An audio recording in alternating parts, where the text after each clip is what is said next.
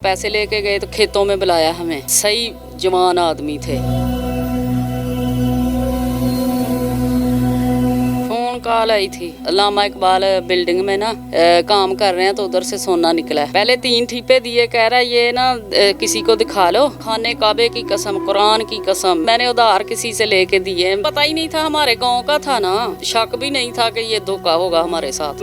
3-4 दिन मैं तो मंजी पे पड़ गई। थाने में भी की थे, थाने वाले कह रहे थे भाग दौड़ करनी है आपने, जो पास हैं वो भी लग जाएंगे, आप किसी की बातों में ना आना, किसी पे यकीन ना करना।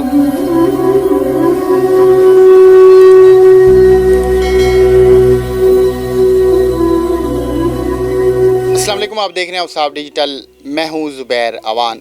आजकल फ़्रॉड की वारदातें बेइंतहा होती जा रही हैं।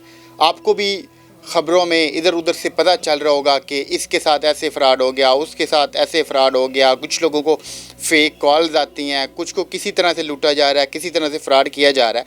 आज एक माजी ने हमें बुलाया, इनके साथ भी फ़्रॉड हुआ सोने का। इनके साथ फ्रॉड कैसे हुआ, जब आप ये सारा कुछ जानेंगे तो आप हैरान हो जाएंगे कि फ्रॉडिये किस तरह बंदे को अपने जाल में फंसाते हैं, इत्मीनान में लेते हैं, उसके बाद फिर लाखों रुपए लूट कर और गायब हो जाते हैं। तो इन मांझी से बात करते हैं, ये फैसलाबाद की रहने वाली हैं।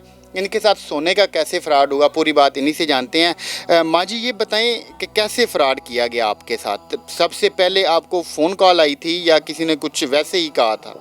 फ़ोन कॉल आई थी कि वो हमारे ना गांव का ये रिश्तेदार ही है, कह रहा है कि हम ना उधर सियालकोट अल्लामा इकबाल बिल्डिंग में ना काम कर रहे हैं तो उधर से सोना निकला है, तो आप ले लें। हम भी गरीब हैं, आप भी गरीब हैं, तो आधा आधा आप बेच दें, आधे पैसे हमें दे दें, आधे आप रख लें।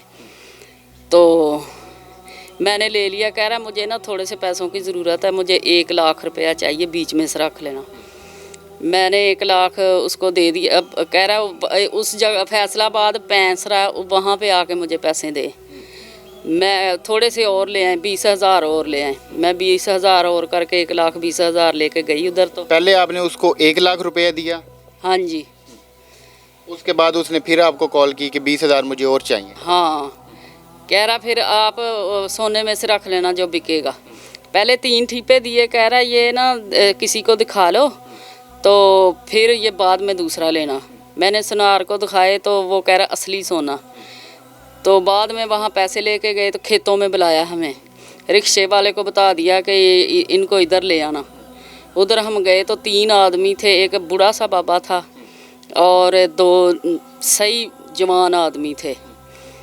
तो पैसे लिए, सोने की थैली दी और हमें भेज दिया। हम घर आ गए। घर आके हमने वो धो के सुनार को दिखाया। वो कह रहा है ये तो पित्तल है, पित्तल निकला। फिर कॉलें करते रहे, नंबर बंद। फिर हम ट्रेस करवाने के लिए भी गए, सब नंबर मैसेज सब उसने डिलीट कर दिए, सब कुछ बंद हो गया।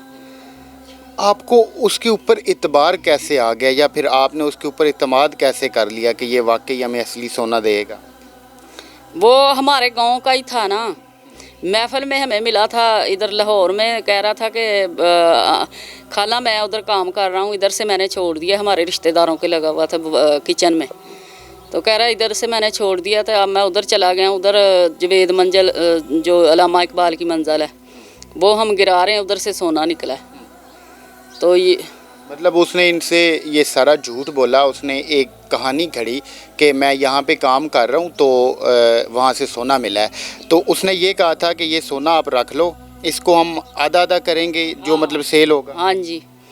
तो कह रहा है ये सोना रख लो। कह रहा खाने काबे की कसम, कुरान की कसम, मेरे माँ बाप की कसम।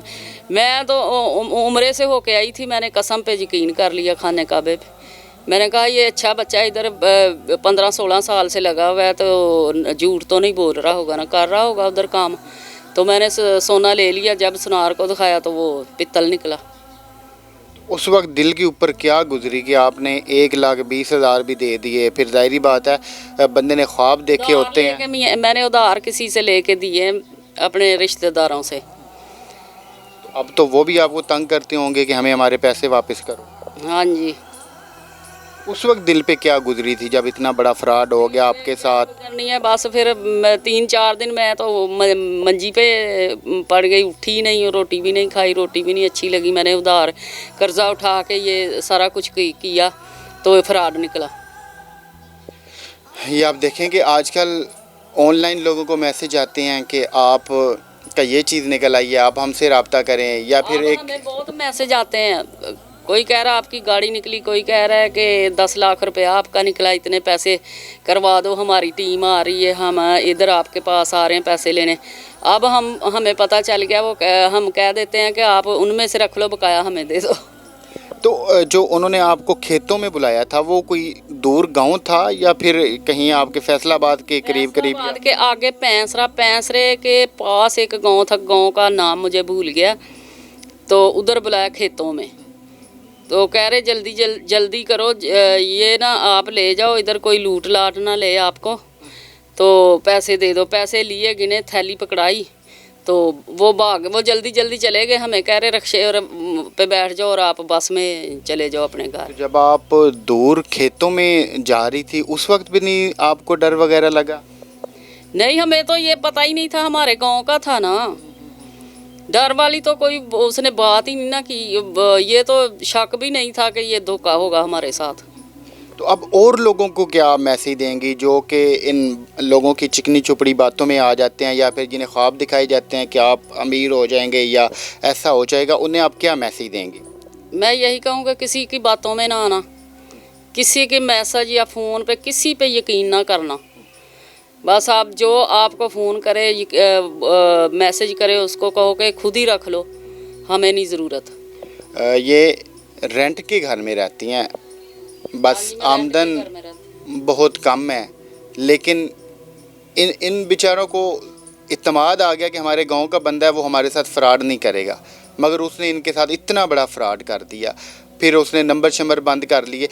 गांव में तो ये भी होता है कि बड़ों का इकट्ठ कर लिया जाता है, या फिर जो वहाँ पे पंचायत वगैरह लगा दी जाती है। के घर से भाग गए थे, बात ही नहीं सुनी। वो कितने दिन घर ही नहीं आए, हम हफ्ता उधर रहे हैं। वो अपने घर के उनके बाहर ताला लगा हुआ था, ताला लगा के जब भी बात करने जाते थे भाग जाते, जब भी बात करने जाते थे भाग जाते थे वो। तो कोई थाने में कंप्लेन वगैरह, कोई एप्लीकेशन?